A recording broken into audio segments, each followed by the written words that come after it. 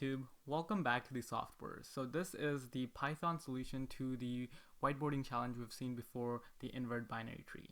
So I'm just going to go along with the video. So we know we're given a binary tree which has, we're given the root of a binary tree which will have the left and the right child, and all we have to do is invert the left and the right, and we have to do it for all the children as well. So this would be a recursive solution, and in recursive solutions you have to think of the base case. So in our base case is if the child value is none, return none.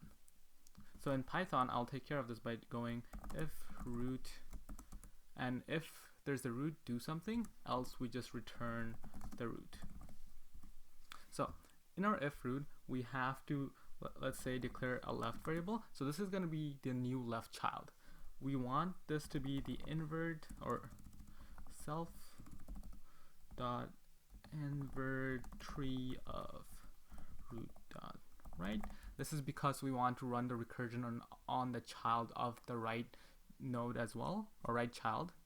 And the same thing for the right is self dot invert tree of root dot left. And once that's done, we want to set the current root's left and right child. So this just declares a variable. This doesn't actually change anything. So we are going to do root dot left equal to left, and root dot right is equal to right. And once that's done, we do the same thing as return root. This should solve our problem. Let's submit it and see if this works.